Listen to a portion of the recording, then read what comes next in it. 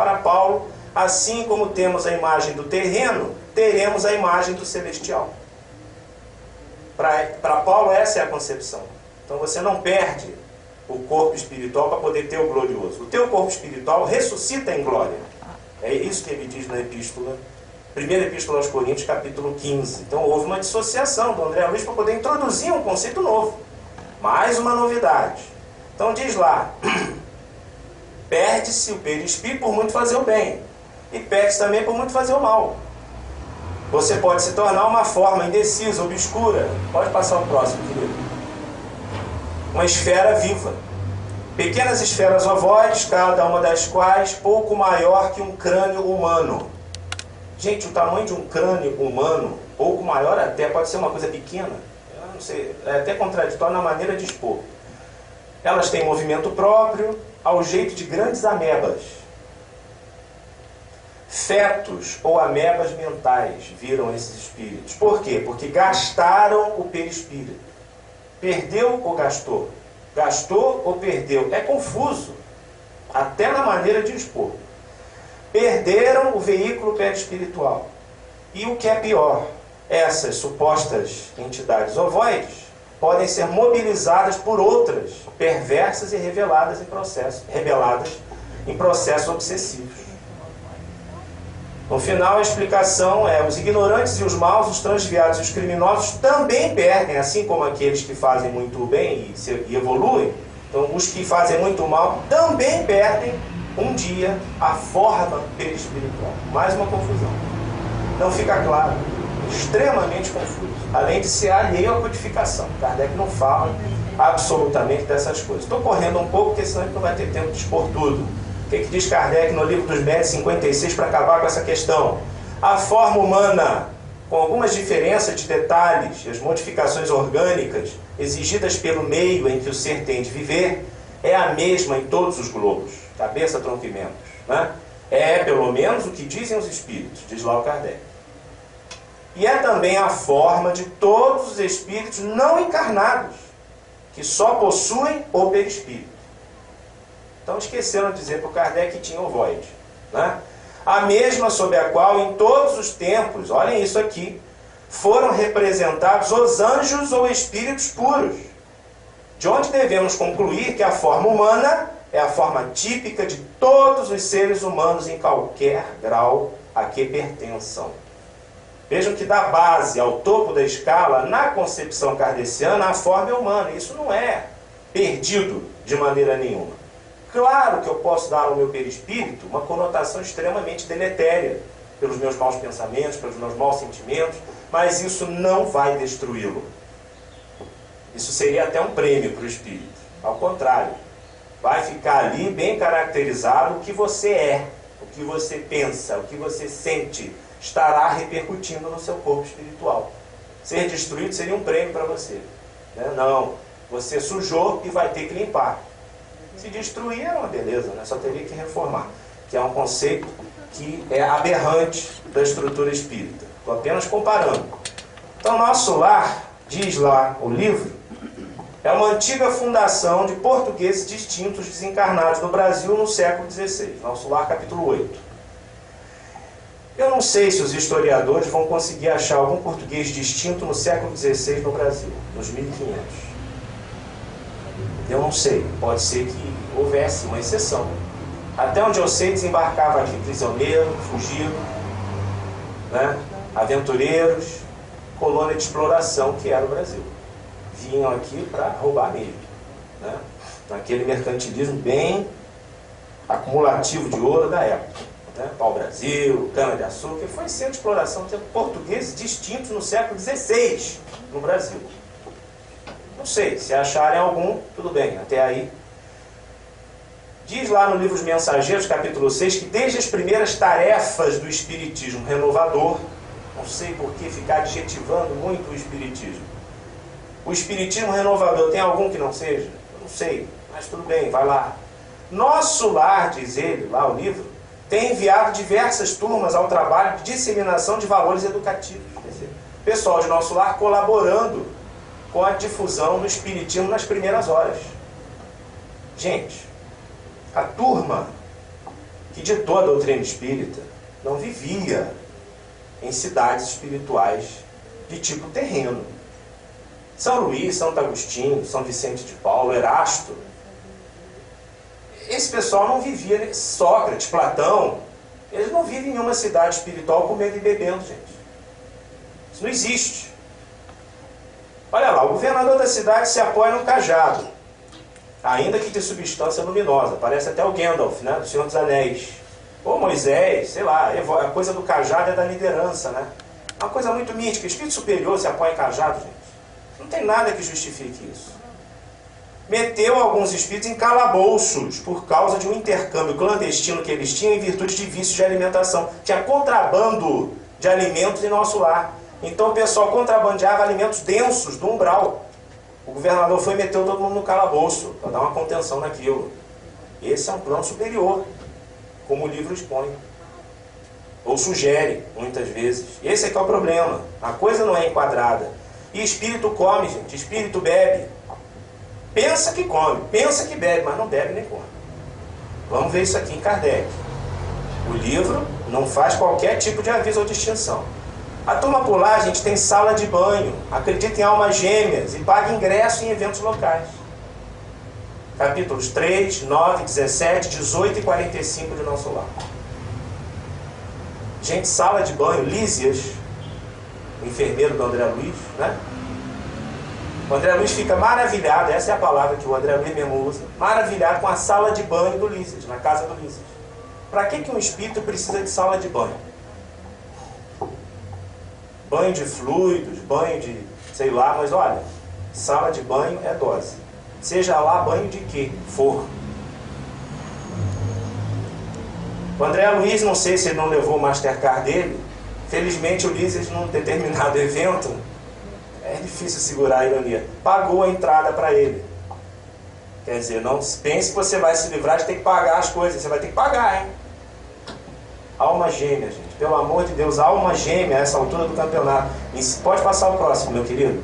Ensinamento errado do Emmanuel, no número 323 do Consolador. Diz lá que as almas gêmeas são criadas umas para as outras e buscam a união perene. Kardec diz no 303 do Livro dos Espíritos, rejeitar esta ideia de que dois espíritos, criados um para o outro, devem um dia fatalmente reunir-se na eternidade. Textualmente isso aí, gente. Só esqueci o número ali, mas eu digo para vocês. Livro dos Espíritos, 303, item A. É uma nota do Kardec. E o Consolador é 323. Quer dizer, um ensino pode ser complementar quando contradiz. O que eu tenho ali é uma contradição flagrante, textual. O texto é esse. Emmanuel ensina. Criadas umas para as outras, as almas gêmeas, buscam união perene. Kardec diz rejeitar esta ideia de que dois espíritos criados um para o outro. Até o mesmo texto, gente, é impressionante. Só mudou de palavra alma para palavra espírito, é a única diferença. Uma contradição, por isso que eu estou botando ali o versus. Kardec versus Emmanuel. Contradição. Claro que o pessoal é nosso lar, né? O Emmanuel é o chefe aí da falange, é o guia do Chico Xavier, claro, todo mundo lá acredita em alma gêmea também. Contra Kardec. Então não é obra complementar, gente. E nem muito menos ilustrativa, como queria o Herculano Pires num primeiro momento. Mas ficou claro em Vampirismo que ele mudou de ideia, ok? Não dá, gente. Problema da alimentação diz lá no capítulo 18. Só para falar disso, tem tantas outras coisas. Não quer dizer, diz uma funcionária lá, que somente nós, os funcionários do auxílio e da regeneração, são ministérios da cidade, né? Vivamos a depender de alimentos. Somos só nós, não. Olha lá, todos os ministérios, inclusive da união divina, o mais elevado, não os dispensam alimentos, gente. Diferindo apenas a feição substancial. Uns comem alimentos mais densos, outros menos densos. Mas todo mundo come. Na comunicação, outro ministério, e no esclarecimento, mais um, há enorme dispêndio de frutos. Frutos. No plano espiritual, frutos. Árvore dando frutos. Não, porque fruto tem que dar na árvore, né? Como é que é isso, gente? Na elevação, o consumo de sucos. Se tem fruta, tem suco, né? Agora eu gostei, que eu adoro suco. Também. Sucos e concentrados não é reduzido, pessoal, né? Entra no suco. E na união divina, mais uma vez, os fenômenos de alimentação atingem o inimaginável. Gente, olha só. O André Luiz ficou abismado com a informação, ficou assustado. Até o André Luiz ficou assustado. Aí o Lísias tenta compor a situação e explica. O alimento físico, mesmo aqui, alimento físico, no além, pelo amor de Deus. Pelo menos usava a palavra fluídico, então. Físico deixa para a terra. Alimento físico, mesmo aqui, propriamente considerado, olha o cinismo. Isso é cinismo. É simples problema de materialidade transitória. Come aí, André, não fica encabulado, não. É assim mesmo. Quando você não puder comer mais, tudo bem. Enquanto você tiver que comer, come aí. Isso é um simples problema de materialidade transitória. Como no caso dos veículos terrestres necessitados de colaboração da graxa e do óleo. Então você trabalha muito no bem, tem que repor as energias comendo suco e fruta.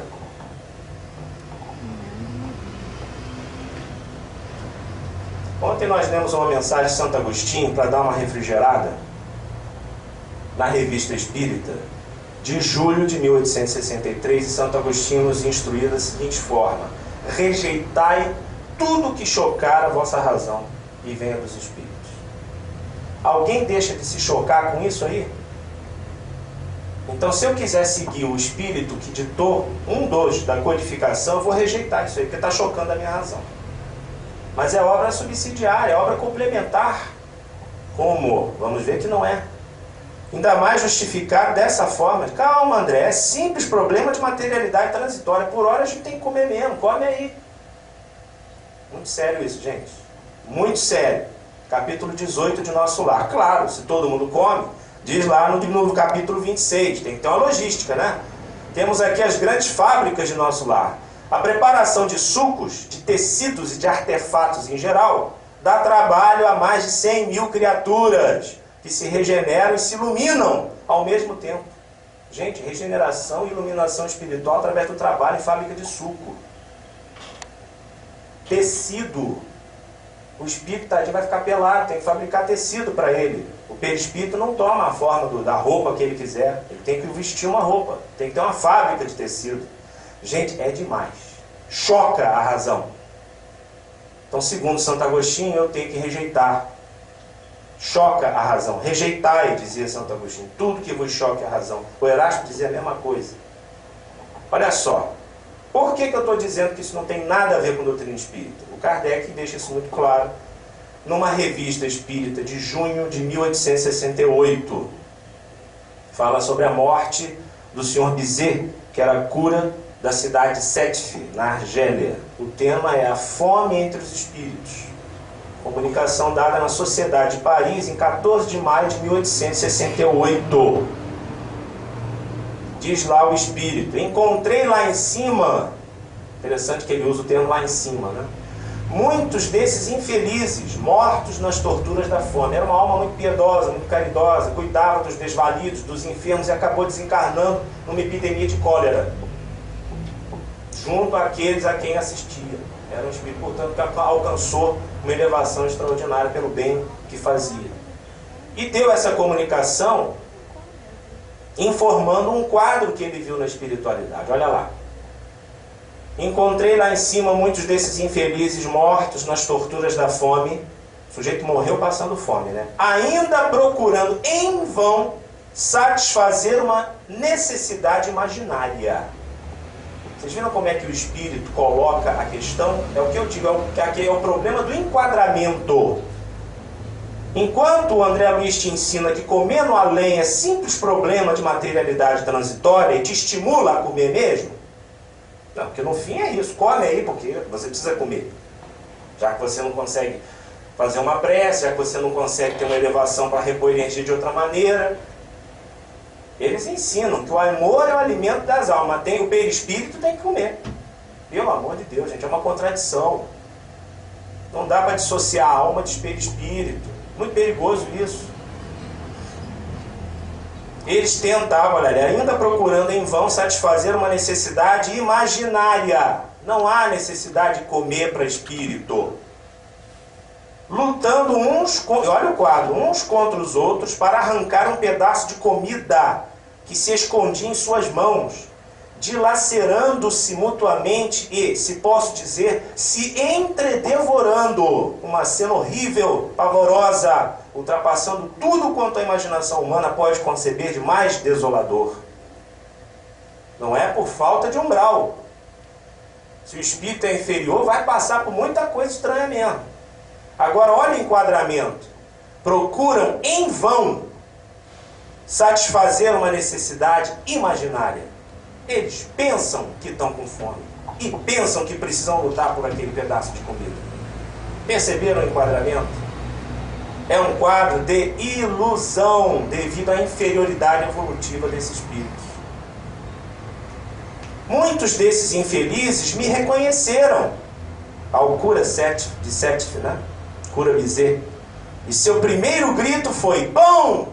Porque ele distribuía pão para os infelizes. Gente, eles morreram de fome e tão inferiorizados eram que no além continuaram sentindo fome. E o que diz o espírito relativamente elevado diante do quadro que ele viu? Tentam satisfazer uma necessidade imaginária. Em vão, porque não pode ser satisfeita. Bom, aqui eu tenho que fazer um adendo. Não pode ser satisfeita se não tiver em nosso lar. Em nosso lar ele come uma fruta perfumada. A fruta tem até perfume lá. Toma um suquinho. Aí satisfaz. Não é imaginário lá. Um galeto. Gente, é muito séria a questão. Eu mesmo não sei como eu não vi isso antes. Eu teria arriscado todas as citações de André Luiz que eu já fiz nos meus livros anteriores.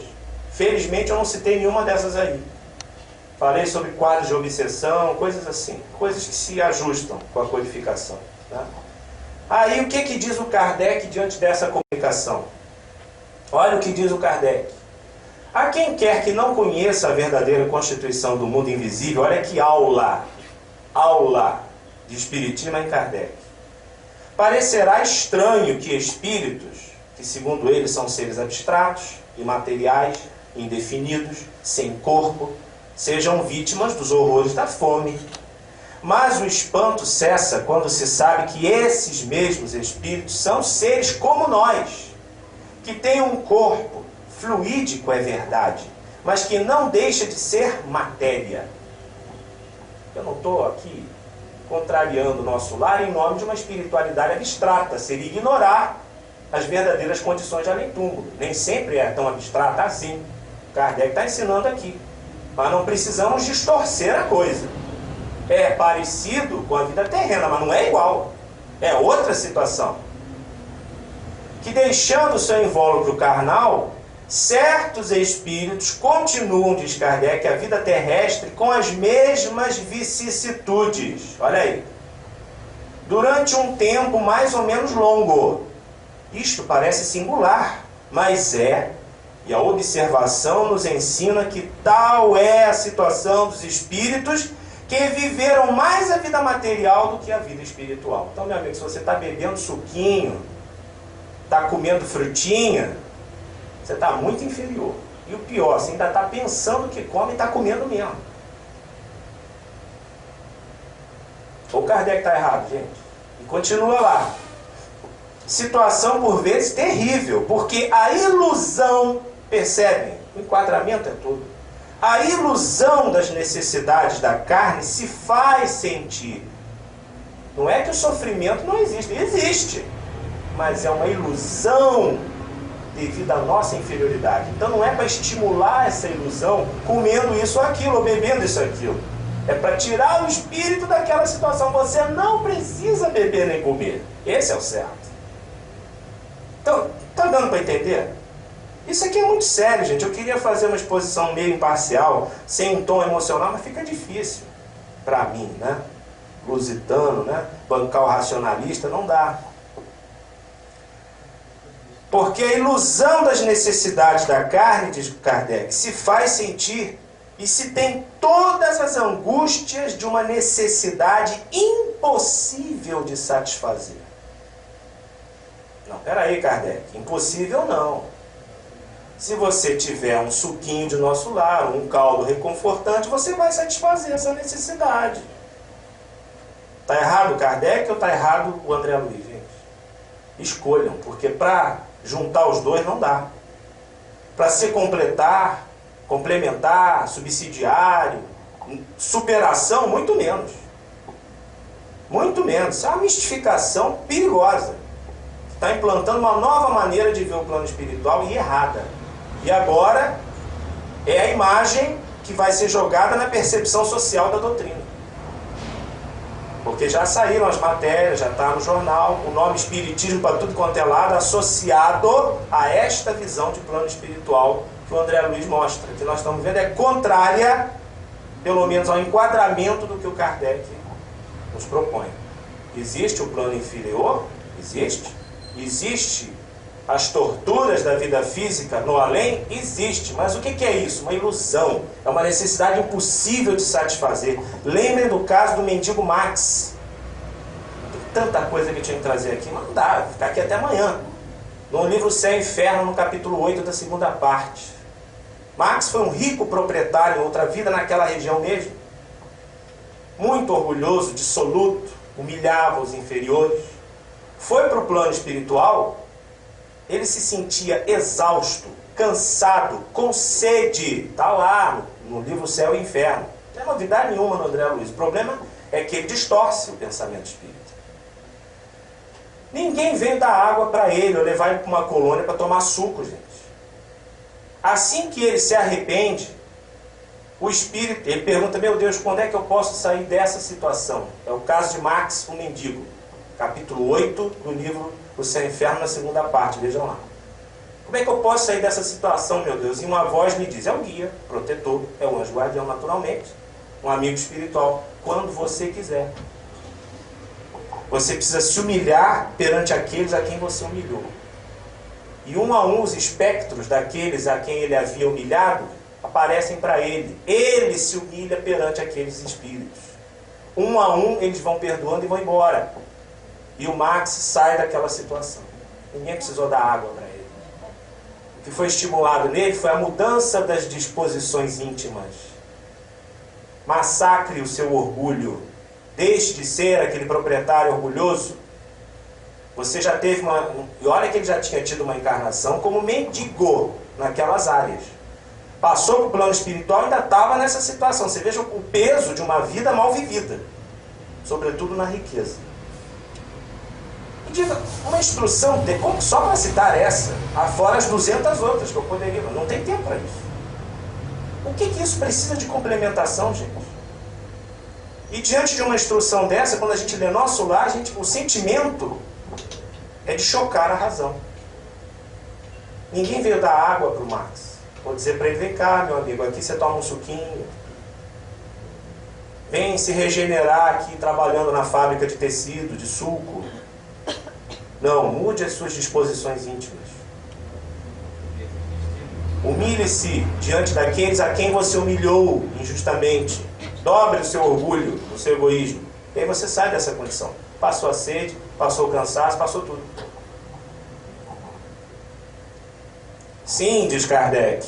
Olha lá. Legiões de espíritos continuam a vida corporal com suas torturas e suas angústias. Interessantíssimo isso aqui. Interessantíssimo isso aqui. Então o André Luiz faz falta em quê? Em nada. Só complica. Só atrapalha. Para me dizer que tem plano espiritual que reproduz a vida terrena? Isso não é novidade, está tudo aqui, ó. A questão é como lidar com isso? Com fábricas de sucos e de tecidos? Não. Certamente não. Com refeições de caldinho, não sei o quê? Não.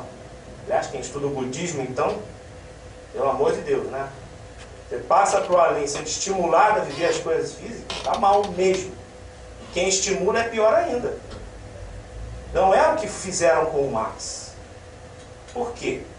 Tem alguma coisa errada aí, gente. Vamos pensar, vamos raciocinar. Mas quais esses... Olha, legiões de espíritos continuam a vida corporal com as suas torturas e suas angústias. É um umbral. Tudo bem, não é por falta de umbral, está aí. É a situação consciencial inferior das criaturas, apegadas às paixões terrenas. Né? Para dizer o Buda, ó, compaixão, se liberar dos desejos, por causa disso aí. Tá certo. Mas quais espíritos, diz Kardec? Os que ainda estão muito avassalados à matéria para dela se desprenderem instantaneamente. Você não evolui do dia para a noite, né? Precisa de transições. Olha aí, uma informação importante. É uma crueldade do Ser Supremo? Diz o Kardec. Poxa, mas como é que Deus permite uma coisa dessa, né? Passar para o além ainda nessa condição? Olha o que o nosso mestre, esse homem, é um gigante, isso é espetacular. Não, é uma lei da natureza inerente ao estado de inferioridade dos espíritos e necessária ao seu adiantamento. Ele tem que purgar aquilo, tem que melhorar aquela condição consciencial, ele tem que sentir o que ele realmente é. Se ele não produziu luz, ele não pode encontrar luz, vai encontrar as trevas. Não é isso? Diz lá o Kardec, é uma prolongação mista da vida terrena, durante alguns dias, alguns meses, alguns anos. Bom, para nosso lar é alguns séculos, porque desde o século XVI o pessoal está tomando suco lá. Enfim, mais um adendo, né? Conforme o estado moral dos indivíduos. Olha só, prolongação mista da vida terrena. Que conceito extraordinário. Allan Kardec. Aliás, não depende de cada um. Olha, aqui é que está a questão. Aqui é que está a questão. Não depende de cada um escapar a essa vida intermediária. Que, francamente, diz Kardec, nem é a vida material, nem a vida espiritual. Olha aí. Vida espiritual, entre aspas, reproduzindo a vida terrena, para Kardec é mera vida intermediária. Não pode nem ser considerado vida espiritual. Sujeito querendo comer, querendo beber, tendo que pagar ingresso, com sala de banho, não sei o que. Isso é vida espiritual, gente. E aí o otimismo do Kardec, né? Os espíritas, a essa vida intermediária, escapam naturalmente. Será? Porque compreendendo o estado do mundo espiritual, antes de nele entrar, imediatamente se dão conta de sua situação. Não vou querer ficar bebendo e comendo. Se sentirem essas necessidades, saberão que estão precisando mudar suas disposições íntimas. Não vão ficar bebendo lama na estrada, não sei o quê. Olha o nível da coisa, quer dizer. Gente, o enquadramento, sobretudo, é essencial. Viram antes o que foi dito? Recua só um quadro, por favor, Marcelo. Não, recuar. Isso, ali no final. Ilusão, necessidade impossível de satisfazer. Isto aqui é determinante, a meu ver. Precisava o André Luiz vir o quê? Completar o Kardec? Não, contradizê-lo. Contradizê-lo. Não é impossível de satisfazer não, Kardec. Porque eu aqui estou comendo, estou bebendo, estou tomando suco.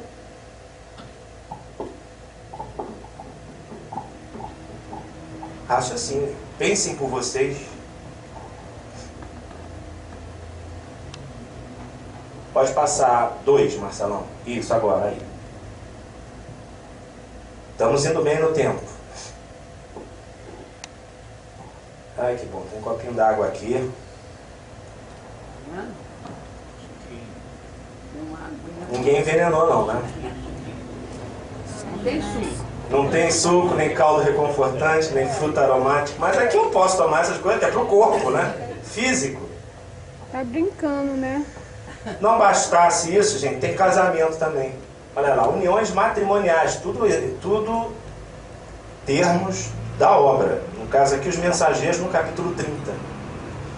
Festividades, festividade. O casamento lá é celebrizado com festa. É acontecimento social. E a justificativa está ali, ó. Por que deixariam de existir aqui casamentos, né? Onde a beleza é sempre mais quintessenciada e mais pura. Parece que eles dialogam com quem a priori se chocasse com o livro, dizendo que a gente não acredita porque somos exclusivistas. Há um exclusivismo pernicioso dos encarnados, né? E nós aqui nos entregamos no plano carnal, achamos que só nós podemos casar. Eles lá também podem. Olha o cinismo das argumentações. Isso é coisa de mistificador, de pseudo-sábio. Olha, não é só vocês que podem casar, não. Isso aí é um exclusivismo pernicioso. Nós aqui também podemos casar, tá bom? Tem que ler por trás do texto. Já tinha uma mestra minha que dizia: Sérgio, 90% do texto está nos invisíveis. É o significado mais do que o significante. Isso é semiótica, né? E é ali que a pseudo-sabedoria aparece. Ele já está dialogando com aquele que vai questionar, porque está com medo de dizer alguma coisa. Já está se justificando. Sabe aquele cara que se justifica logo? Fala uma coisa e já sai se justificando logo? Está com medo. E aí um personagem diz, um que se casou, já tinha um emprego no Ministério da Vida lá, emprego no Ministério da Vida, era funcionário público lá, que beleza, hein? Já devia ter estabilidade também, então casou. E foi para a casinha, tem casa própria. Aí ele diz assim, diante do André Luiz, e como são felizes os que se casam em nossos planos. E o André Luiz explica que ele disse isso denotando aspirações secretas do coração. Eu acho que ele estava doido para voltar para a Terra para fazer de verdade, né? Porque, gente, isso é surreal isso aqui. Isso é surreal, gente. Casamento celebrizado, é festa, é acontecimento social. Eles vão para casa, moram lá. É uma aspiração. Eu acho que a aspiração secreta é correr para a Terra, arrumar um corpo para encarnar e realmente poder casar. Porque espírito não casa, gente, pelo amor de Deus. Isso não existe. Ele pode sim, explica lá o Kardec, pode passar o próximo, meu querido Marcelo. Entre os espíritos inferiores, não desmaterializados, há muitos que ainda se acreditam na mesma condição terrena, conservando as suas antigas paixões e os seus desejos. Olha as aspirações secretas do coração. Ele pode ser o quê? Só se for vir para a Terra, né? Alguns ainda se consideram como homens ou mulheres. Gente, não é homem nem mulher, é espírito. Se você ainda está muito apegado à sua identidade terrena, lá no além, é porque você não está bem. Os espíritos já mais elevados vêm aqui e assumem as identidades que tiveram antes por uma questão de comunicação, para se identificarem. Kardec explica isso também lá na revista de julho de 1863. Uma mãe desencarna e pode sim encontrar o filho que às vezes perdeu lá atrás, em tenra idade, que é um presente, é um consolo para ela. Mas diz lá o Kardec, o espírito não é mais criança. Porque isso é uma fase fisiológica do corpo, gente, físico. O espírito não é criança, não é homem nem mulher. É uma unidade ôntica, diferente. Claro, no perispírito você guarda as suas características, mas você não pode ficar apegado a ela se não for inferior. Se é inferior, fica. Você acha que é aquilo e fica aquilo ali o tempo todo. Não consegue nem aparecer de outro jeito, senão na última encarnação. Então, olha o enquadramento, né? Ah, como são felizes que se casam em nossos planos. Vai todo mundo querendo casar no além, porque o que tem de gente mal resolvida na Terra, que é um mundo de frustrações, é um mundo de provas e expiações, é assim mesmo, faz parte. E casamento feliz aqui, isso é muito raro. Né? Normalmente é prova, é expiação, é dificuldade, é abnegação, que senão acaba o casamento. E rápido. Né? Então vai todo mundo para lá querendo casar. Gente, muda de religião. Vamos virar islâmicos. Vamos para o paraíso, né, de Maomé. Lá eu ganho 72 virgens, se eu for um guerreiro. Não é isso? Me sacrificar pela jihad, com todo respeito aos princípios sagrados do islamismo, que tem princípios extraordinários. Mas tem uma concepção de uma espiritualidade absolutamente materializada. Né? Com tudo aquilo que os homens do deserto não têm no deserto, como dizia o Kardec na análise dele sobre o fato. Né? Eles não têm água, então lá tem fontes maravilhosas. Eles não têm comida abundante, então lá tem mesas extraordinárias. A projeção, isso não é real. Né? O André Luiz estimula isso. É ruim. Capítulo 18 dos Mensageiros. Está instalada a Segunda Guerra Mundial, que é o clima em que o Chico recebe esses livros. Né? Influência do meio na mediunidade. Livro dos Médios. Aí o que se diz lá? Avançados núcleos de espiritualidade superior dos planetas vizinhos à Terra determinaram, quando estourou a Segunda Guerra, providências de máxima vigilância nas fronteiras vibratórias mantidas conosco, com o nosso planeta.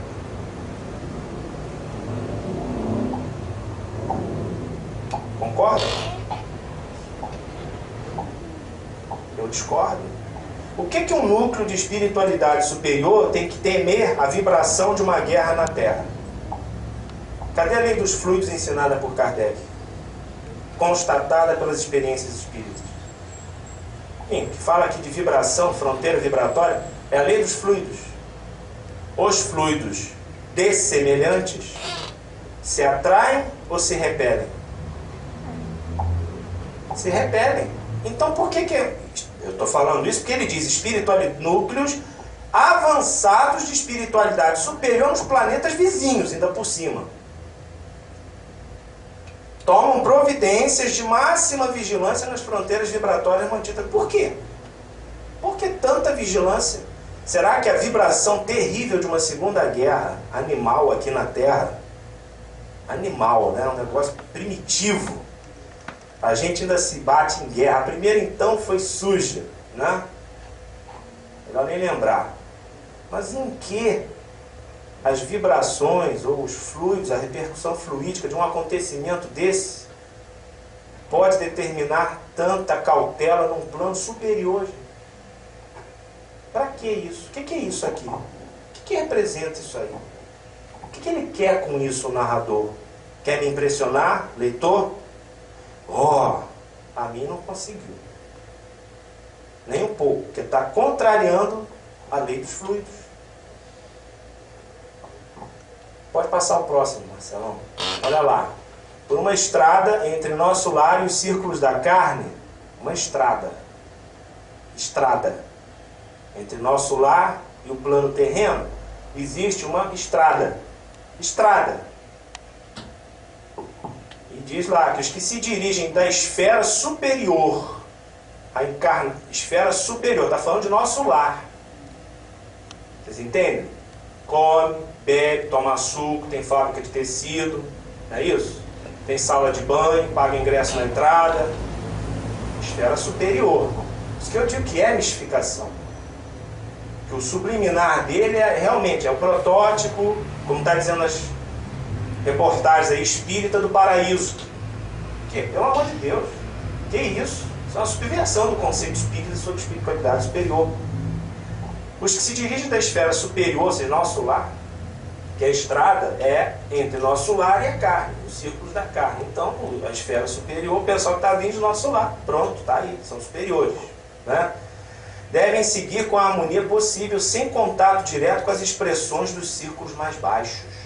A absorção de elementos inferiores determinaria sérios desequilíbrios no renascimento deles. Há que evitar semelhante estudos. Aí tem o pessoal que fica cuidando da estrada, para ela estar limpinha, e o pessoal que vai encarnar não se contaminar com as energias ambientes. Então não são tão superiores assim, não é verdade? Então não são tão superiores assim, mais uma vez. Gente, é uma questão de compatibilidade. Essas energias só podem ser absorvidas se o espírito for compatível com essas energias. Então ele não vem de esfera superior. Se ele vem de uma esfera inferior, tudo bem. Ele vai absorver, tem até lógica na afirmação, mas não de uma esfera superior. Não tem lógica. Ainda mais sendo nosso lar, menos ainda. Tem nada de superior, à luz da revelação espírita. Os Mensageiros, capítulo 14. Pode ser complementar, subsidiário, ilustrativo uma obra dessas? Não tem como, gente. Pode passar o próximo, Marcelão. O caso dos descrentes, dos nihilistas, dos materialistas, mesmo que frequentem cultos religiosos. Mensageiros, capítulo 22. Literalmente dormem, esse pessoal, quando vai para o além, eles dormem, de olhos abertos, vitrificados pelo pavor da morte, com palidez cadavérica, a modo de múmias perfeitas, diz o André Luiz. Magnetizados pelas próprias concepções negativistas. Atenção, você que é materialista, tu vai virar uma múmia lá. Cuidado. Vai virar uma múmia dorminhoca. Só que, olha, tem calor orgânico e tem pulsação regular. No perispírito, gente, calor orgânico e pulsação regular. Coração, aparelho circulatório, ó, no perispírito. Pelo amor de Deus. Mas nem por isso, ó, deixa de ter calor orgânico e pulsação. Isso contrasta com os casos dos ateus, dos materialistas entrevistados por Kardec. Não tinha ninguém dormindo. apavorado, nada disso. Agora tem um detalhe interessante, que quando o livro se refere ao número desses dorminhocos, o leitor fica órfão mais uma vez. E se você se prender em certos detalhes, não consegue aceitar o livro de jeito nenhum, né? André Luiz tem uma impressão inicial de que são centenas, sendo um posto de atendimento perto de Campo da Paz, que é uma outra região lá de assistência e tal. Onde só tem esses dorminhocos lá enfileirados, recebendo passe e tal. Aliás, tem uns quadros estranhíssimos, eles olham e saem bolhas do peito. É um troço assim LSD, gente. Sabe, parece anos 60, sabe como é que é? Psicodélico.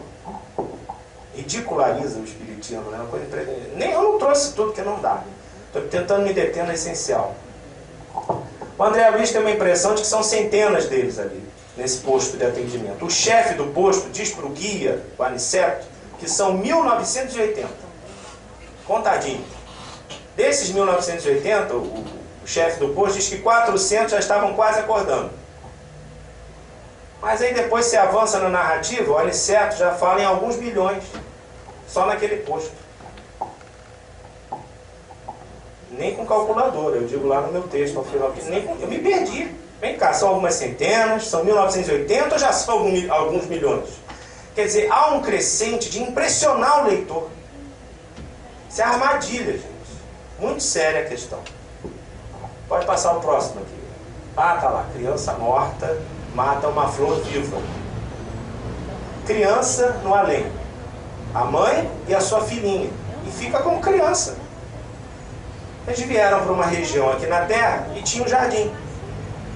A criança quis dar de presente para a mãe, criança espírito e mãe espírito. Ela quis dar uma flor física para a mãe. Ela achou a flor bonitinha, a criancinha, e quis dar para a mãe, espírito. A criança e espírito, a mãe. Só a flor não é de espírito. Para o André Luiz não é problema, ele já resolveu o problema. Você quer ver como é que ele resolveu? Vi a menina colher a flor, retirá-la da haste ao mesmo tempo em que a parte material do cravo emurchecia quase súbito. Capítulo 37 dos Mensageiros. A criança matou a flor física e, entre aspas, deu à mãe o duplo etérico, vamos dizer assim, da flor. Ainda recebeu uma sova. Repreendeu severamente e orientou para não perturbar a ordem das coisas. Você matou a flor, menino. Gente, o que é isso? Vocês me socorram, porque eu não consigo, isso me choca. Isso é a quarta revelação, isso é o paradigma espírita do momento. Uma criança morta mata uma flor viva. Criança, símbolo da inocência, mata a flor, símbolo da beleza. Ocorrência tão trágica quanto a nossa ingenuidade no movimento espírita. Porque isso aqui, sinceramente, é surreal. Surreal, gente. Primeiro que não tem criança, gente. O espírito não fica criança lá no além o tempo todo, integrando núcleo familiar, pelo amor de Deus. Vem para a Terra, resolve dar uma flor para a mãe, ela arranca o espírito da flor e dá para a mãe e matou a flor física, lógico. O que é isso, gente? O que o narrador quer com esse tipo de coisa? É o novidadismo, né? De que falava Herculano Pires. Isso aí acrescenta o quê? Pelo amor de Deus. Surreal. Psicodélico, LSD, no mínimo. Olha lá. Essa aqui então foi de doer. E eu consegui captar, porque entre o primeiro capítulo e o 14º capítulo, vocês imaginem, eu lembrar, né? Eu não teria feito letra, né? Modéstia à parte. Mas olha a contradição. Regressava frequentemente, diz André Luiz, ao círculo doméstico, e aí trabalhava pelo bem de todos, mas sem nenhum estímulo, logo no capítulo 1º do livro. Estava desestimulado, mas estava trabalhando pelo bem de todos. Trabalhar pelo bem sem estímulo. Já no capítulo 14, o Aniceto dá um esclarecimento para André Luiz. E diz para ele você ainda não pôde auxiliar os amigos encarnados, porque ainda não adquiriu a devida capacidade para ver, que é adquirida numa câmara lá. O pessoal entra na câmara e aquilo aumenta as suas capacidades perceptivas. Então vem cá. O André Luiz estava realmente trabalhando pelo bem de todos? No primeiro capítulo, ele pensou que estava trabalhando pelo bem de todos, embora sem nenhum estímulo. Mas no 14º capítulo, o guia diz para ele que ele ainda não tinha podido ajudar ninguém, porque ele não tinha a devida capacidade para ver e poder ajudar. O leitor fica mais uma vez à deriva. Ajudou? Ou não ajudou? Uma contradição. Eu consegui lembrar de uma contradição entre o primeiro e o 14º capítulo. Acho que só com guia, né? Porque não é possível. Pode passar o próximo, querido. De um modo que bem lembraria o rustenismo febiano, não podia faltar, né? Lises explica a André Luiz, no capítulo 44 de Nosso Lar agora, que há espíritos que seguem por linhas retas. Olha aí a evolução em linha reta dos rustenistas. E outros que caminham descrevendo grandes curvas. Vão dizer, não é bem isso, mas então para que usar o vocabulário do Rusten? Se não é bem isso, para que dizer dessa maneira? Aí o Ulisses ensina para o André Luiz que em qualquer lugar o espírito pode precipitar-se nas furnas do mal. Olha isso. Mesmo nas esferas superiores, onde as defesas são mais fortes. Aí o André Luiz se admira e usa um termo típico do Rusten. A queda sempre me pareceu impossível nas regiões estranhas ao corpo terreno. Linha reta, queda, abismo, furna do mal. Rustenismo. E é claro, para Nosso Lar realmente ser considerado uma colônia superior, de espiritualidade superior, como nós vimos aqui, que eles mesmos não fazem questão de dizer, eles ressuscitam o inferno católico e o Hades pagão. Olha lá, a profundeza dos mares e o âmago da terra são, sabe o que? Zona de trevas, lugar de sofrimento e pavor. Pior que o umbral. Sabe por quê? Há uma diferença técnica entre trevas e umbral. O umbral é da superfície do globo para cima. E as trevas é do nível para baixo. O fundo do mar e as entranhas da terra. Não bastasse um umbral, você ainda pode ir para o interior da terra. Deve estar um calor lá. E olha que não tem fábrica de suco, hein? E o fundo do mar, gente, também, olha. Um lugar de sofrimento e pavor. Por que isso, gente? Toda a nossa vida vem do interior da terra, do fundo do mar. Se não tivesse mar, então não tinha vida na superfície. O que tem que ser? Isso é a ressurreição do inferno católico e do Hades pagão. O Hades deve estar lá na porta, com aquele cachorro de 2 cabeças, né? Guardando os espíritos em sofrimento. Tudo isso para quê, gente? Nosso lar, está lá em cima. Trevas, umbral, nosso lar. Já quase saindo, né? Quer dizer, eu fico na parte superior. Pegaram a estratégia? É isso. O enquadramento não é como Kardec, a coisa é sutil. Desde o prefácio de Nosso Lar, o juízo do leitor amigo, que é como chama o Emmanuel, o Emmanuel é o grande mentor disso aí. É o cara da palavra. Eu sei que vocês estão... Eu também. Eu jamais pensei que eu faria essa palestra. Mas ou eu faço ou eu morro com a minha consciência. Não é possível. O que eu vou fazer? Verdade é verdade. Não posso me furtar a ela. Desde o prefácio de Nosso Lar, o juízo do leitor amigo foi anestesiado pela seguinte conclamação. Em nosso campo doutrinário, precisamos em verdade do espiritismo e do espiritualismo, mas muito mais de espiritualidade. Uau, falou muito bem. Mas o que está por trás disso? As discussões que o livro provocaria, porque choca a razão. Qualquer espírita instruído em Kardec não aceita Nosso Lar. O que faz Emmanuel? Precisamos do espiritismo, do espiritualismo, mas muito mais espiritualidade, meu amigo. Esquece esse negócio, se é espiritismo ou se não é. O que importa é a espiritualidade. Aceita o que o André Luiz está falando, que é verdade. Ele te desarma. Isso é um pseudo-sábio, gente. Muito séria a questão. muito séria. Minimizada assim a importância superlativa da doutrina espírita. Para análise das comunicações mediúnicas, sem Kardec a gente cai bonito nas garras deles, porque Kardec é o critério, Kardec é o parâmetro para a gente não ser enganado. Ele minimiza a importância. Olha, a gente até que precisa do espiritismo, precisa do espiritualismo, mas precisa mais de espiritualidade. Aí ele diz, guarda a experiência do André Luiz no livro da tua alma. Ele te desarma para aceitar o que vem. Tá? Eu não tenho dúvida. Está por trás do texto, está muito claro. Você docilmente passa a fazer uma leitura emocional.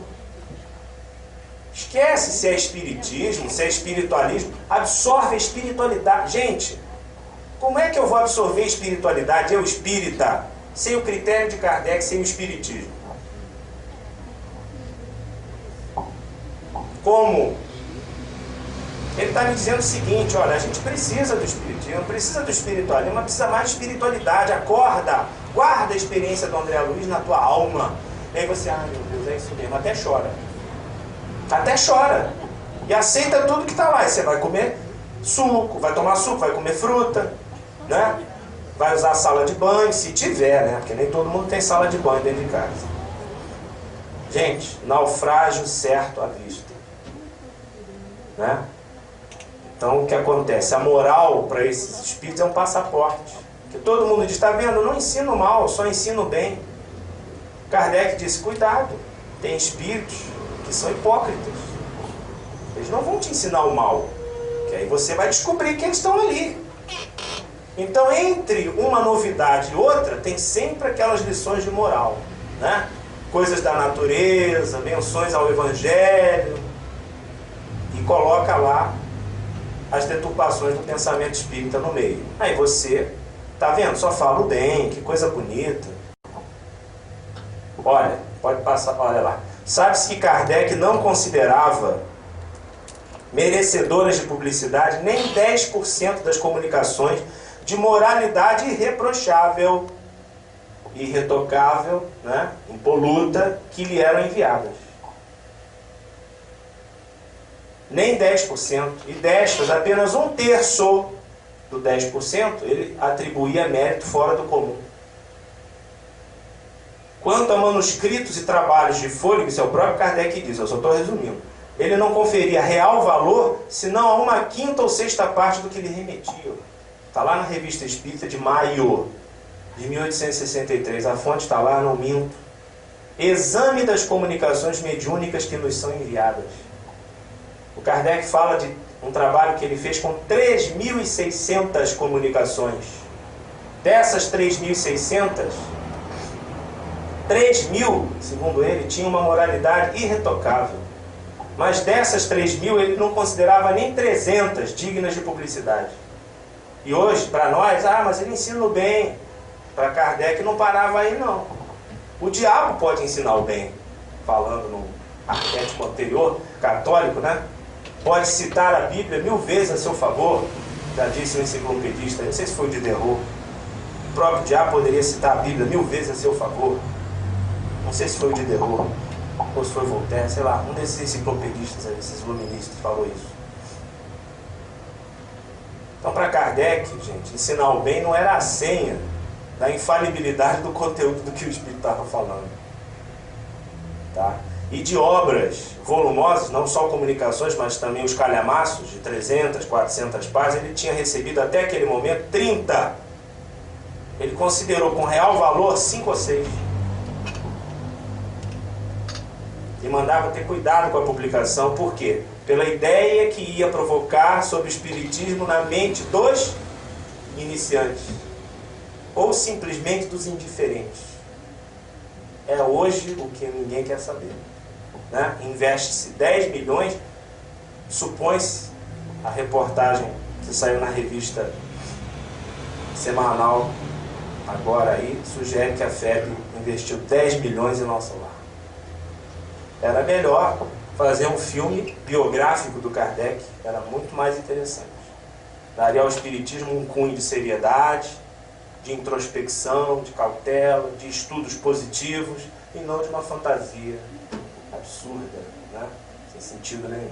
Contrária ao conceito do Espiritismo.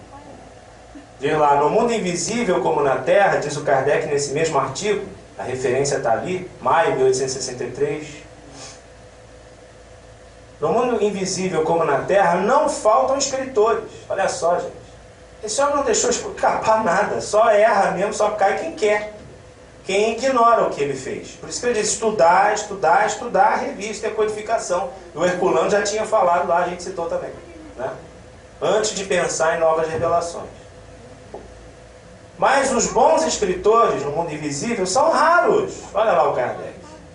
Tal espírito é apto para ditar uma boa comunicação isolada, a dar um excelente conselho particular, mas é incapaz de produzir um trabalho de conjunto completo, passível de suportar um exame. O André Luiz, de repente, pode ditar excelentes livros de moral, mais curtos, mais diretos, e tem bons livros. O Sinal Verde é um excelente livro. Muito bom. Kardec está explicando aqui.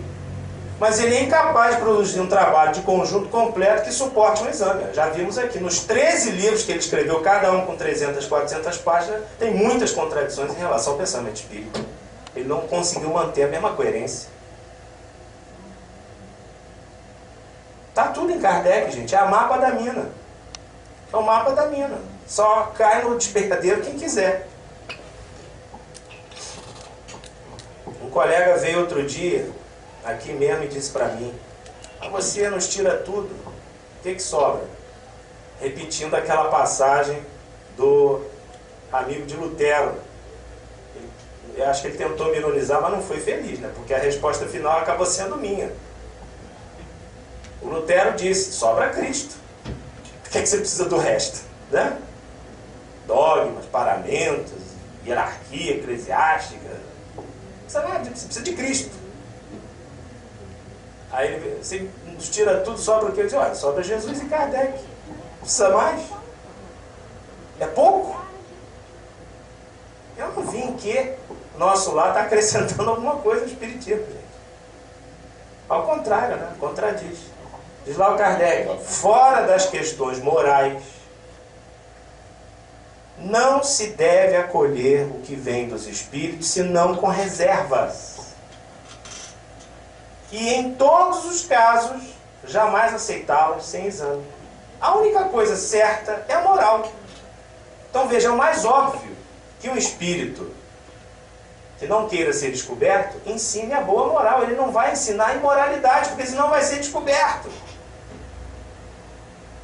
Então esse senso comum de que o que interessa é o espírito ensinar o bem, tudo bem? Não. Porque pode ter uma estratégia nisso. Então Kardec diz lá, fora das questões morais, porque são as óbvias: fazer o bem, respeitar o próximo, não trair a mulher, não roubar a empresa. Pô, qual é a novidade? Todo mundo sabe. Está no interior da nossa consciência e foi implantado pelo Cristo. Ele veio aqui fazer isso. Ninguém tem dúvida quanto ao que fazer ou não fazer em relação ao outro. Pelo princípio da reciprocidade. Eu não gostaria que fosse feito para mim, não vou fazer para o outro. Já sabemos isso claramente, não tem dúvida. Então me ensinar isso não é mérito nenhum. Embora seja necessário, porque a gente esquece, não estou dizendo isso. Eu estou dizendo o seguinte: para julgar o conteúdo de uma comunicação, você não pode parar simplesmente no conteúdo moral dela. Não é o único item a ser analisado, embora também tenha que ser analisado. Porque tem espíritos mais grosseiros, que vão insinuar as coisas que não prestam também, óbvio. Mas esses são grosseiros. Os espíritos sutis sabem ensinar a boa moral. Mas o que lhes interessa, diz o Kardec, não é essa boa moral. São as teorias pessoais que eles querem impor. Em todos os casos, jamais aceitá-las sem exame. O que nós estamos fazendo aqui, gente, é examinar. Só isso. Pelo menos estou tentando, né? Claro, tem um conteúdo emocional, é meu, paciência. Mas o que eu estou tentando é examinar. Comparar o que o André Luiz diz com o que a codificação diz. Tá certo? Dá para considerar complementar, subsidiário, ilustrativo? Não dá. Não tem como. Pode passar o próximo, Marcelão. Olha lá, isso aqui, Livro dos Médios 246. Explica tudo, gente. Há espíritos obsessores sem maldade. A gente vê o obsessor sempre mal. Não, às vezes ele não tem maldade. Ele não quer necessariamente te prejudicar, te fazer o mal. O que ele quer é que você pense como ele. Eu sou aqui um obsessor sem maldade, então, também, né? Mas vamos ver o que Kardec quer dizer aqui realmente, fora de brincadeira, né? Que são até mesmo bons, olha só, mas dominados pelo orgulho do falso saber. Esse é que é o problema. Ele não está te desejando mal, ele não quer te ver na sarjeta, não quer destruir a tua vida, mas ele quer que você tenha um conhecimento igual ao dele, uma ideia igual a dele. Só que é falha. Ele pensa que é o must, mas não é. São os mais perigosos, olha lá. O mais perigoso não é aquele que mostra o chifre, o rabo, o tridente, não, que aí você sabe que ele é ruim mesmo, né? Os mais perigosos são os que se disfarçam. O Vitor está adorando. Porque não vacilam em sofismar e podem impor as mais ridículas utopias. Pronto, como o caso de nosso lar, naquele esquema, é uma ridícula utopia, gente. Porque as necessidades físicas, materiais, para o espírito, são impossíveis de serem satisfeitas. Então, para que fábrica de suco? É uma utopia. Não estou dizendo que não tem vida semelhante à Terra no além. Tem. Semelhante, mas não é igual. Inclusive, se der tempo, a gente vai ver a codificação falando disso também. O André Luiz não trouxe novidade nenhuma, como disse o Herculano. Porque a gente não, às vezes não vê as coisas, né? Procuram fascinar por uma linguagem empolada. E o André Luiz tem uma linguagem empolada. Estávamos diante do plenilúnio. Plenilúnio? Alguém sabe o que é plenilúnio? É a lua cheia. Lua plena. Plenilúnio. Por que não fala lua cheia? Para que plenilúnio? Isso. Entre outras, fora os termos técnicos, né? De física, de química, de biologia, que eu não sou especialista, mas dizem alguns, eu já vi na internet, que ele não sabe patavina, emprega mal os termos. Eu não sou especialista nisso aí, não vou entrar. Mas o professor Embaçaí Brito, por exemplo, professor de física aposentado da UF, ele diz o seguinte: se você quer aprender tudo de errado em relação a perispírito, leia André Luiz. Ele é professor aposentado de física da UF. Ele é aposentado, não sabe nada. Não, já tem idade avançada, né? Mas é quando você tem que respeitar mais. Ué, né? O que discordo dele em outras questões, como na questão religiosa, do espiritismo e tal. Ele defende uma postura mais para o laicismo, mas em termos de análise do conteúdo da física, da química, ele tem mais autoridade do que eu não tenho informação nisso, não tenho como avaliar o que o espírito está dizendo. Ele tem. Eu estou avaliando aqui, em relação aos princípios da própria doutrina, né? Que aí todo mundo pode fazer, não precisa ser PhD em nada, tem que estudar Kardec, é diferente. Então, uma linguagem empolada, mais pretensiosa do que profunda, cheia de termos técnicos, realmente, ele até os cria, repetitivos, desnecessários, e enfeita de palavras grandiosas, como caridade e moral, estão sempre presentes, que é para você não suspeitar dele. Fala sempre da moral, fala sempre de Jesus, fala sempre da caridade, mas para te empurrar a utopia que ele está querendo passar. Ou que ele vive, sei lá, aí é difícil julgar a intenção. Para mim, há uma intenção de deturpar. De impor um novo paradigma ao pensamento espírita, portanto, nesse caso, deturpado, desvirtuado. Evitam, olha lá o Kardec, os maus conselhos, porque sabem que seriam repelidos. De maneira que os enganados os defendem sempre, afirmando: bem vês que nada dizem de mal. O fascinado sempre acha que o fascinador dele é o santo. Até porque perdeu o juízo, né? Mas a moral, olha o Kardec aqui, é para eles apenas um passaporte. É o de que menos cuidam. O que desejam, antes de mais nada, é dominar e impor as suas ideias, por mais absurdas que sejam.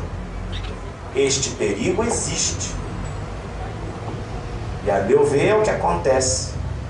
com o senhor Emanuel, com o senhor André Luiz, esse pessoal todo aí. Não se assustem, esse é o meu pensamento agora. Depois de pensar, analisar, rever, reler, estudar em grupo com os meus companheiros, quem se dispõe a isso. Porque se você não está disposto a aprender a mudar, não evolui, gente. Eu só não abro mão de Kardec e de Jesus. Isso aí eu vou morrer com eles. Agora o resto, meu amigo, se não dançar conforme a música, dança. Vai sair do salão. Só não abro mão de Jesus e Kardec. O resto pode rodar a baiana tranquilamente. É só não dançar a música direito. Os espíritos sistemáticos, ó, 247 do Livro dos Médiuns. Estou citando Kardec. Se o Kardec está errado, vamos todos embora, que aliás está um calor danado aqui dentro, né? E desistimos de tudo. Os espíritos sistemáticos são quase sempre escrevinhadores. Adoram escrever. Muito. Olha que perigo. Aqui no Brasil, quando você produz muito, é sinônimo de que você é bom médico. Ah, publicou 200 obras. Ah, publicou 400. E daí? O que interessa é o conteúdo, não a quantidade. Os sistemáticos, diz o Kardec lá, cuidado, eles são escrevinhadores. É por isso que procuram os médiuns que escrevem com facilidade. Olha isso aí, gente. Quem é que se enquadra nesse perfil? Pensem aí. Tratando de fazer os seus instrumentos dóceis e, sobretudo, entusiastas, por meio da fascinação. Gente, perfeito no mundo, só Jesus foi. Não venham com essa. Qualquer um pode ser fascinado aqui. Obsidiado. É só ficar desatento. Não tem essa, não. Ah, deu não sei quantas bolsas de arroz, não sei quantas de feijão. Não interessa. Isso aí não impede. Porque o que impede a fascinação não é só a alta moralidade. Isso é um item. Mas há um outro. Diz Kardec, ó, discernimento, personalidade forte. Se o cara é muito fraquinho, muito bobão, tem que ser forte. Você está me dizendo que é isso, é mesmo? O Vitor vem e diz assim, é isso assim, assim, sério. Eu digo, é isso mesmo, Vitor? Por quê? Pensou que o Vitor vai ter moleza comigo? Não, eu vou perguntar por quê. O sujeito vem e diz, é isso mesmo? Ah, é isso mesmo, eu sou só um animal de carga, vou dizer que é, né? Manda boa bala. Cuidado. Cuidado, não é a postura, não. O médium também tem que analisar o que está transmitindo. Vou parar com essa história. Esses espíritos são geralmente, olha aí, verbosos, muito prolixos. Não faltam, gente. André Luiz é prolixo. Joana de Ângeles é prolixa. Ninguém lê esses espíritos sem dicionário, gente. Mentira? Não é mentira, não. É verdade. É dura, mas é verdade. Ah, ensino bem. Já vimos que não basta. Não basta. Procuram compensar pela quantidade a falta de qualidade. Para que publicar 100 livros? 200 livros. Publica 20 que diga aquilo de uma maneira objetiva, clara para as pessoas. Acabou, tá bom. Ou 1. Ou 2. Para que fazer 100? 200? Só se os assuntos forem realmente muito diversificados. Num livro eu estou tratando de um assunto, no outro eu estou tratando de outro, mais um porque é outro assunto ainda, tudo bem. Se eu quiser tratar de 100 assuntos, ou de maneiras diferentes, vá lá que seja. Mas repetindo os conteúdos, para quê? Já publiquei 20 falando daquilo, vou publicar mais 30 do mesmo assunto? Não sei. É querer marcar presença, né? Gostam de ditar aos seus intérpretes, olha Kardecão aqui, que beleza. Volumosos escritos, indigestos e muitas vezes pouco inteligíveis. O exemplo disso foi o Rustem. Mas não é só o Rustem. Todos os outros livros, agora a moda aí é trilogia. Né? Número 1, número 2, número 3, a vingança, número 4, a missão. E por aí vai. E o dinheiro, ó, correndo solto nas editoras. E romance, romance, romance, romance, romance, romance. Só fantasia, só fantasia. E raciocínio lógico, instrução real espírita, pouquíssimo. Quase nada. Kardec está avisando aqui. que trazem, infelizmente, diz ele aqui, como contraveneno, a impossibilidade material de ser lido pelas massas, naquela época. Hoje, com as facilidades da reprodução gráfica, já não há essa impossibilidade de serem lidos pelas massas. Ao contrário, são esses livros que estão sendo lidos pelas massas. Não é que o Kardec está errado, é que o contexto socioeconômico, educacional, cultural mudou com a revolução tecnológica. Mudou. Hoje são exatamente esses livros que têm mais força. Olha o perigo. Os espíritos realmente superiores são sóbrios nas palavras, dizem muita coisa em poucas linhas. Você já viu os prefácios que certos espíritos dão, gente? 8, 9, 10 páginas de prefácio. Pelo amor de Deus. Isso é o quê? Espiritismo é crítica literária, gente. De maneira que essa fecundidade prodigiosa, a produção muito grande, deve ser sempre considerada suspeita. Pronto. Nós invertemos completamente o parâmetro. Nós estamos no parâmetro do Rustem. Eu costumo dizer que o Rustem é o maior vitorioso do movimento espírita, mesmo sem ninguém saber praticamente quem ele foi. Porque o padrão dele, de que é possível a um único médium receber a revelação das revelações, é que vingou, é que existe. Nós temos aí alguns que são aqueles que receberam a revelação das revelações, aquilo que veio completar, subsidiar, ajudar o coitado do Kardec que estava lá atrás, sem saber explicar as coisas direito. Inverteram-se os valores.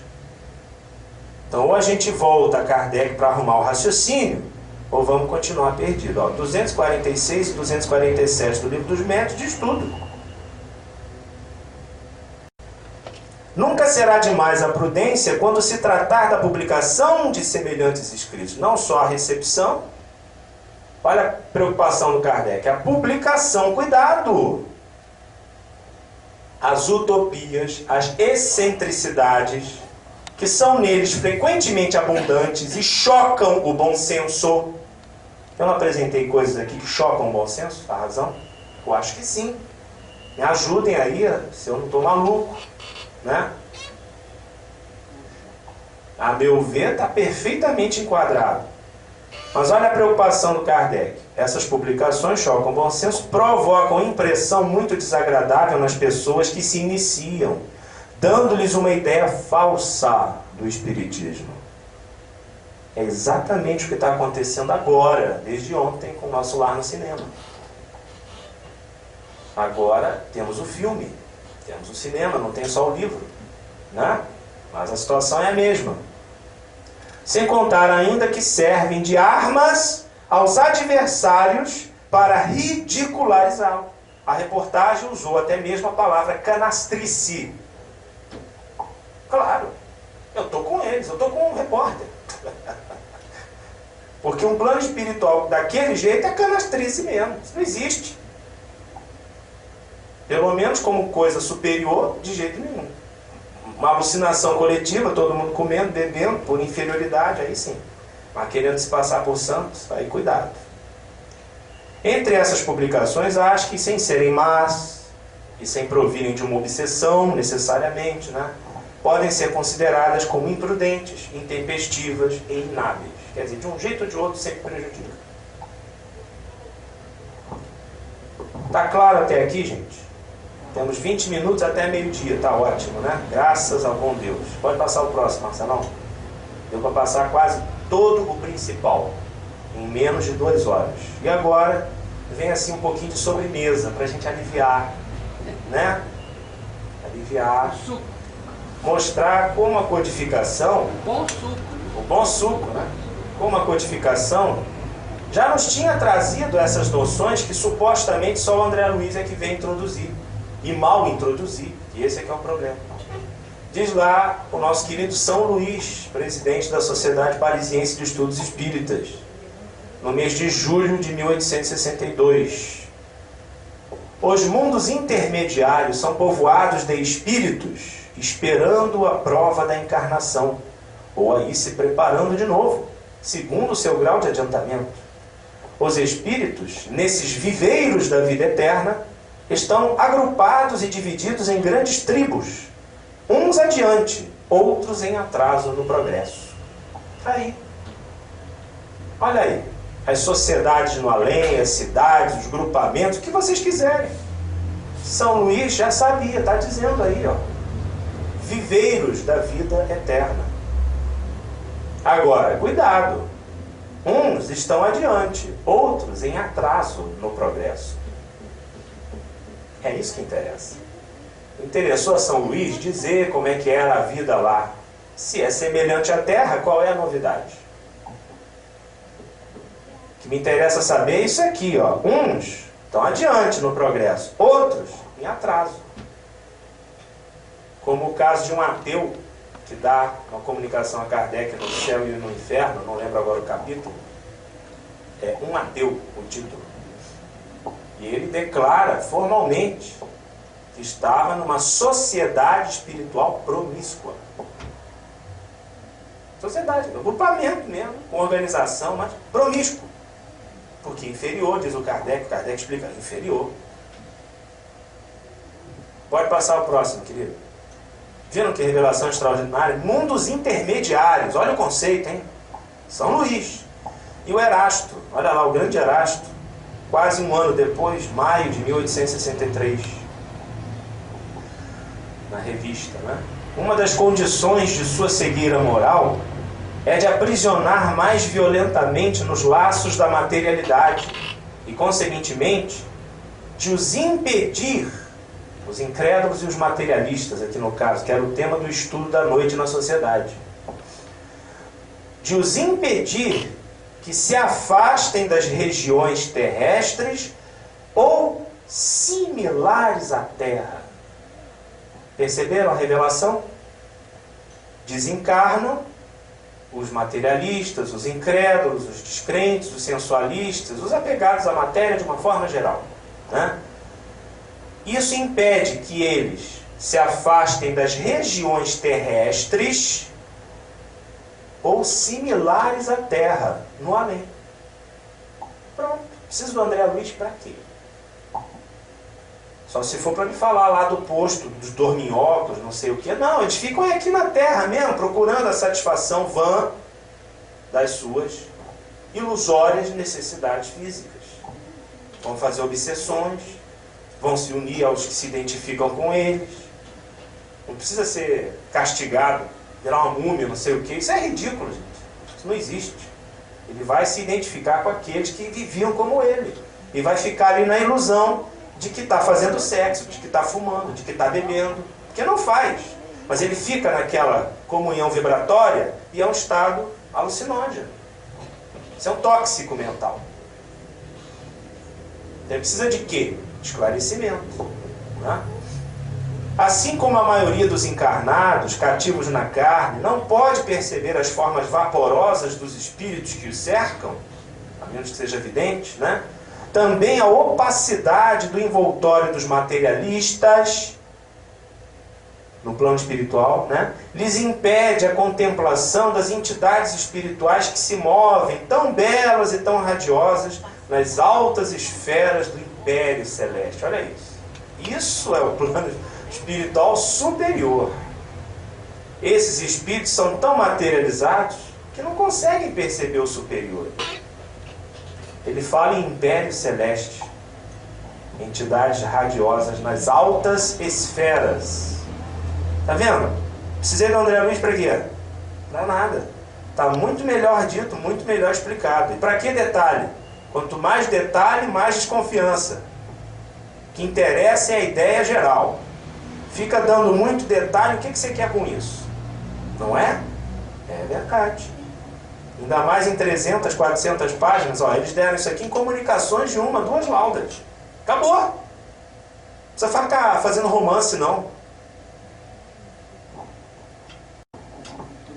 Pode passar o próximo, meus amigos. Tá lá. Os espíritos que logo se desprendem da matéria, isso é o Livro dos Espíritos, gente, 402. Olha lá. Ao morrerem, tiveram sonos inteligentes. Quando fala da emancipação da alma, né? Capítulo 8, se não me engano, da segunda parte. Esses espíritos, quando dormem, olha só, procuram a sociedade dos que eles são superiores. Viajam, conversam, se instruem com eles. Pronto, você quer saber mais o quê? Aliás, nem dá para dar detalhes desse tipo de sociedade superior, porque não tem muita analogia com a Terra. Porque se tivesse muita analogia com a Terra, não seria superior. Então me basta saber o que a questão 402 está falando. Agora ele fala do resto também. A massa dos homens, que com a morte devem permanecer longas horas nessa perturbação, nessa incerteza de que vos tem falado, vão enquanto dormem, seja a mundos inferiores à terra, onde antigas afeições os chamam, olha isso, seja à procura de prazeres, talvez ainda mais baixos do que tem aqui. Vão beber doutrinas ainda mais vis, mais ignóbeis, mais nocivas do que as que professam entre vós. Esses mundos inferiores à Terra, gente, uma vez que eles são espíritos encarnados na Terra, o que são? São as regiões inferiores do mundo espiritual, onde vão buscar prazeres baixos. O que é isso, gente? As necessidades da carne, não é? Projetadas no além. Agora, lá é uma ilusão. Agora, a situação dele é tão materializada que ele está ligado ao corpo ainda por cima. Olha só. Antigas afeições os chamam. Olha aí, os consórcios dos espíritos inferiores. Por que fazer prece antes de dormir? Garantimos a nossa superioridade? Eu peço sempre a Deus que me ajude. Mas a gente não sabe. A gente sai do corpo, o que vem? Às vezes eu não tenho sonhos bons. É lembrança de alguma coisa que não foi legal. Então prece, revisar. E faz parte, a gente está evoluindo, né? Olha lá, 402 do Livro dos Espíritos. Quer saber mais o quê? Precisa de mais alguma coisa? Quanto mais detalhe, mais a gente desconfiaria, né? Eu não preciso saber mais de nada. Lá no Céu e Inferno, segunda parte, capítulo 5, o Espírito Feliciano, que é de um ateu. Acho que é o ateu, agora já não sei, fiquei meio confuso. Ele diz que encontrava-se numa sociedade muito promíscua e, por conseguinte, de espíritos inferiores. Quer dizer, essa ideia de que há os consórcios, as sociedades, as organizações dos espíritos no além, não tem novidade nenhuma nisso, gente. O que impressiona as pessoas são as fantasias que eles trouxeram, espíritos como André Luiz, a respeito disso. A realidade disso, a codificação já nos revelava.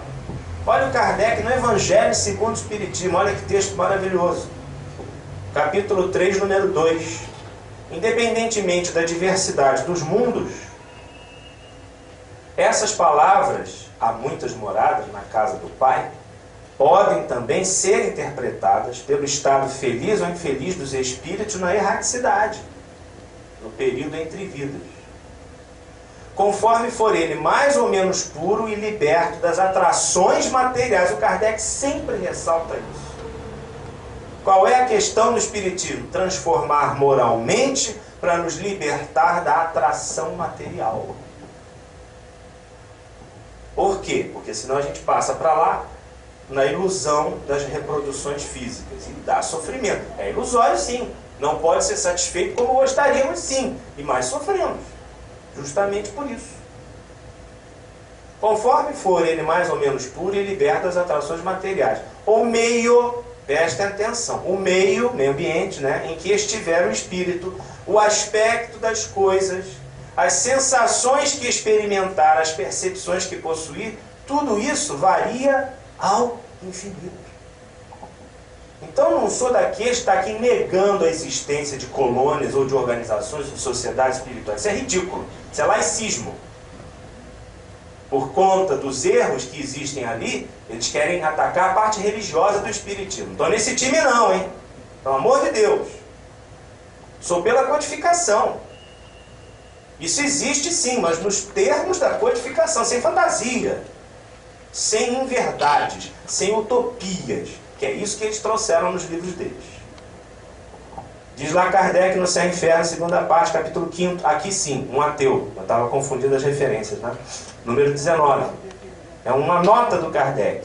Mas o Kardec, gente, é um negócio assim fenomenal. Tudo é, porém, relativo nesse mundo, o mundo espiritual, e conforme a natureza fluídica dos seres que o habitam.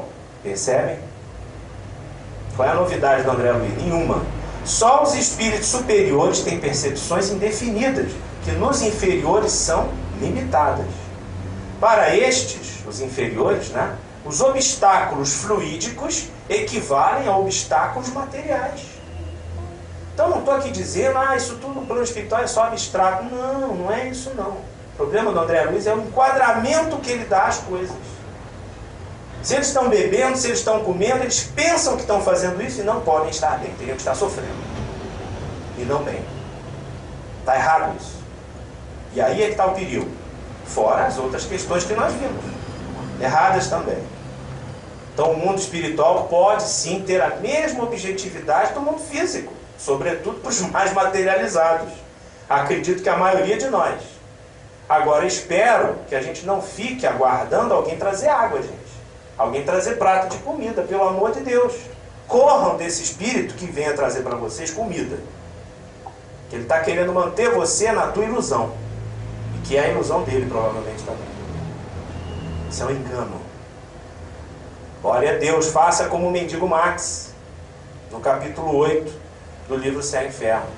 Ore a Deus, peça perdão pelas suas faltas, tenha resignação. Se estiver sofrendo, aguente firme, é porque você está precisando. A hora do resgate vai acontecer. E você vai se libertar daquilo. Sem precisar se iludir de que está comendo, está bebendo, está vestindo. Cuidado com isso, gente. Armadilha certa. E olha o Kardec na Gênese, capítulo 14, número 12. 5 para meio-dia. Estou cumprindo o horário, hein? Olha lá. A Gênese 14, 12. Tudo se liga, tudo se encadeia no universo, tudo está submetido à grande e harmoniosa lei de unidade. Desde a materialidade mais compacta até a mais pura espiritualidade. Olha que coisa linda. Esse homem não precisa de complementação, gente. Ele precisa de estudo. É isso que o Herculano Pires disse. Por isso nós estamos homenageando ele com esse estudo. Né? A Terra é como um vaso de onde escapa uma fumaça densa que vai se aclarando à medida que ela se eleva e cujas partes rarefeitas se perdem no espaço infinito. Coisa linda. São as instâncias, as ambiências de natureza espiritual, desde as mais densas nos setores físicos até as que chama de partes mais rarefeitas, são as espirituais. Ok? André Luiz acrescentou alguma coisa? Trouxe uma grande novidade? Não, deturpou, né? Trouxe noções falsas em meio a algumas que parecem verdadeiras. Esse é que é o problema. É isso, gente. Essa é a questão. Marcelo, eu te peço por favor de retornar lá o primeiro slide, o number 1. Você gosta de falar inglês, né, Marcelo? Homenagem aí ao Marcelo, que é chegado no inglês. Number 1. Tá certo o Herculano quando trata André Luizismo como fascinação? Só vou propor a pergunta. Vocês agora formulem a resposta. Depois dos dados que eu trouxe aqui, em 1 hora e quase 2 horas de apresentação. Não chegou a 2 horas.